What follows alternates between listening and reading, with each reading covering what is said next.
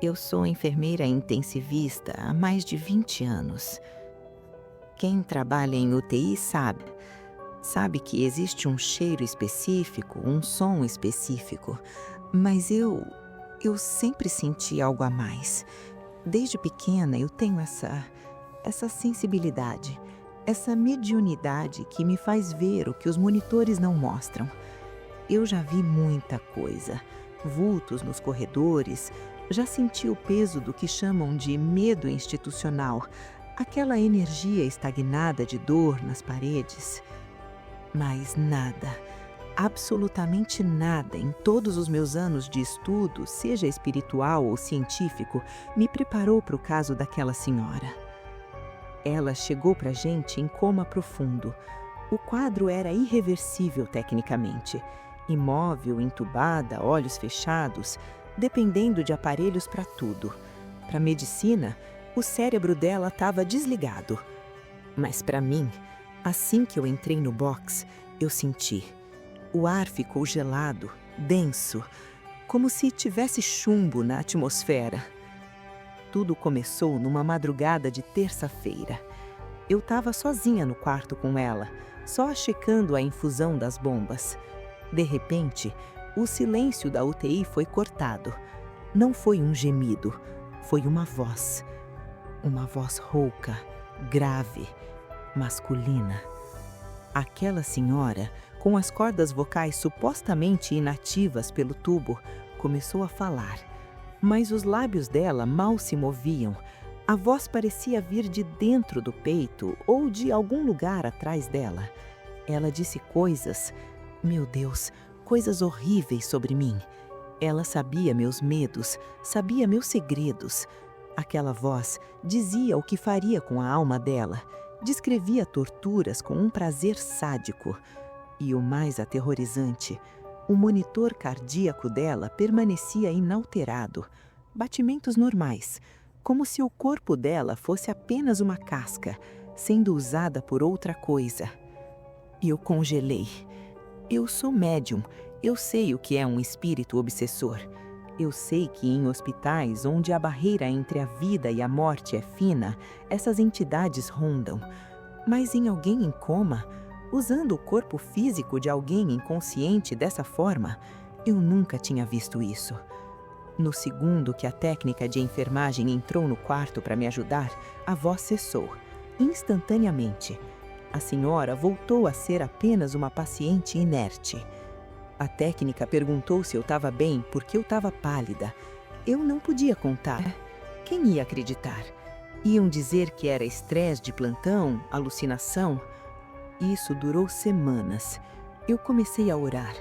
Ia trabalhar com terços no bolso, mas na calada da noite, quando restávamos só eu e ela, aquela presença voltava, pesada, rindo da minha tentativa de ajudar. Era uma batalha espiritual silenciosa num leito de UTI. Até que chegou o dia final. Houve uma mudança repentina. Pela manhã, os parâmetros dela melhoraram. A gente chama isso de melhora da morte ou lucidez terminal. Ela abriu os olhos e por algumas horas não era a entidade, era ela. Eu vi nos olhos dela um pedido de socorro. Ela até apertou minha mão. Eu pensei, venceu. Ela vai partir em paz. Eu estava enganada. Quando a noite caiu, o clima no quarto mudou violentamente. A sombra no canto do quarto pareceu crescer. Eu estava ao lado dela, esperando o último suspiro. De repente, o corpo dela retesou. Os olhos que estavam serenos viraram. E aquela voz masculina e gutural voltou, mais alta do que nunca, rasgando a garganta dela. Ele gritou, ela agora é minha. Não foi uma risada humana. Foi uma gargalhada demoníaca ecoando naquele box de vidro. E no exato momento em que a risada parou, o monitor apitou. Linha reta. Assistolia. O silêncio que se seguiu foi pior que a risada. Os médicos entraram correndo, desligaram os aparelhos. Eles viam um fim clínico. Eu via um abismo. Eu saí daquele plantão e nunca mais fui a mesma. A gente estuda que a morte é um descanso, né? Mas e quando o obsessor ganha? A pergunta que me assombra todas as noites é uma só. Aquela senhora, ela finalmente descansou? Ou será que naquele último segundo, aquela entidade cumpriu a promessa? Tem coisas no hospital que não vão para o prontuário. E essa risada, eu ainda escuto ela ecoando nos corredores vazios.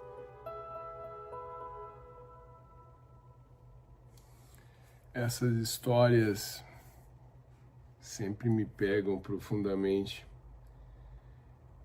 E eu já falei aqui no canal que esses relatos que se passam dentro de hospitais, para mim, são os mais macabros. O hospital, para mim, é um ambiente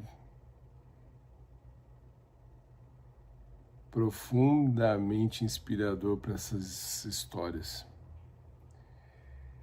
E aqui, o que eu lembrei já de cara foi que uma vez eu li que no final da Idade Média havia uma tradição que em português se chama arte de morrer, que era uma forma de registro de xilogravuras e textos em que a cena detalhava muito bem esse momento no leito de morte, onde seria então o leito de morte esse ambiente de uma batalha espiritual entre anjos e demônios, e que eles lutariam, brigariam pela alma daquele que viria logo então, logo a seguir a morrer.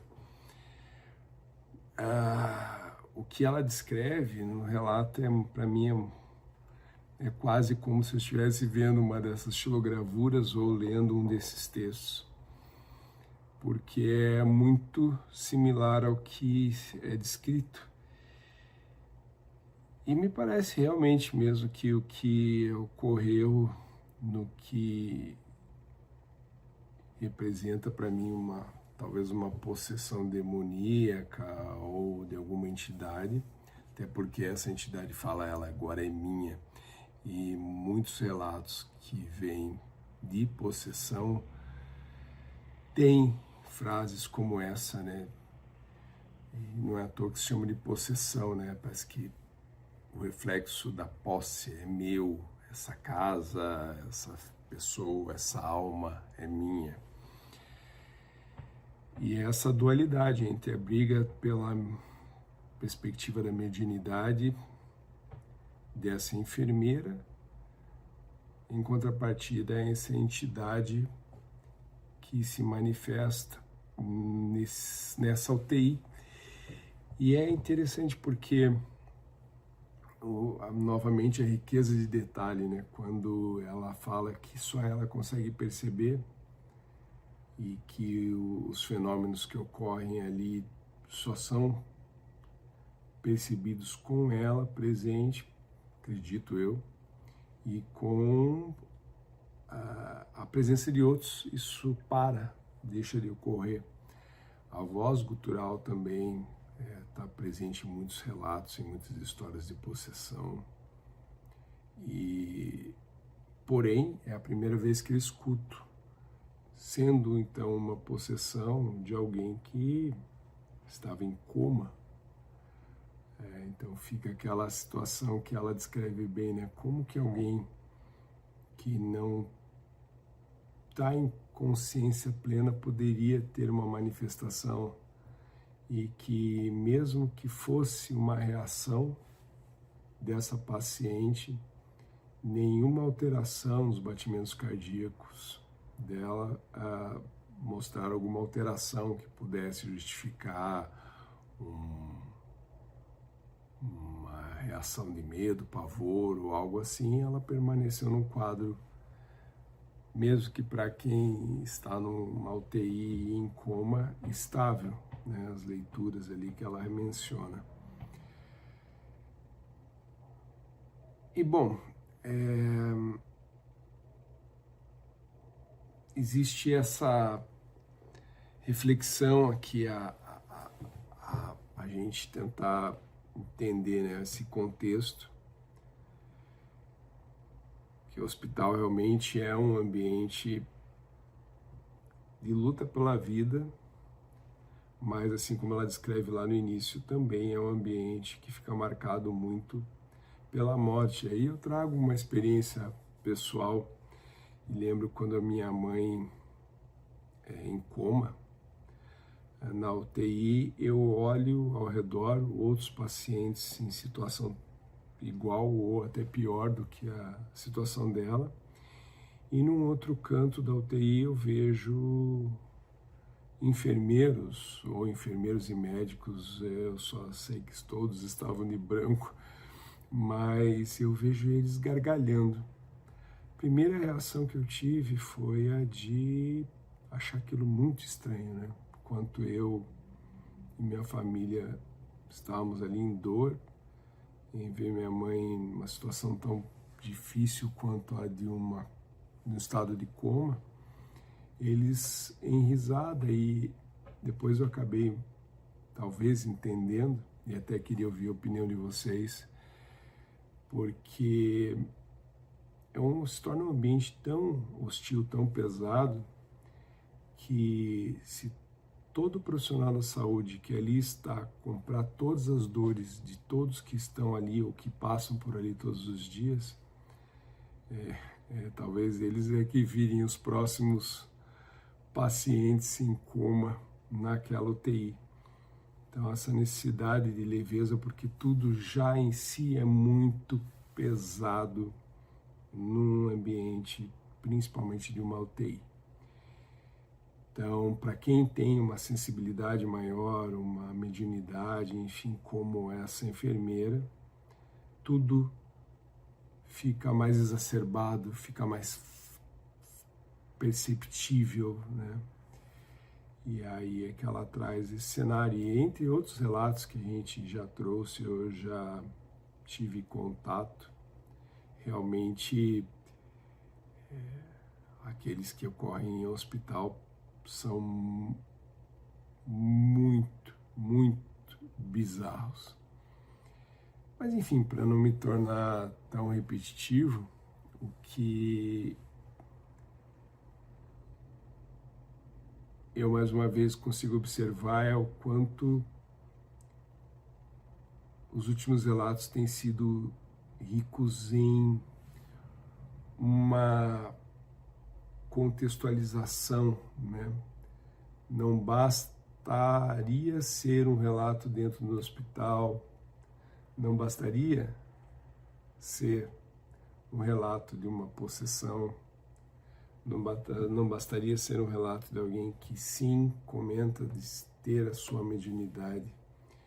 E toda essa conexão que eu acredito que a enfermeira mesmo não tenha feito com a característica dessa conexão com aquilo que era a arte no final da Idade Média, que eu comentei da arte de morrer, em latim, se eu conseguir pronunciar, seria ars moriendi. Então, é isso, gente, um baita de um relato, para mim aqui soma as piores situações que a gente possa criar como imagem de tudo que foi dito aqui. Assustador. Bom, se vocês gostaram, façam com que esse conteúdo chegue a pessoas como vocês, compartilhem, curtam, comentem, nos digam se já tiveram relatos pessoais ou não, que possam compartilhar conosco em hospitais, em situações parecidas como essa. É isso, o episódio dessa semana é esse. Obrigado. Tchau.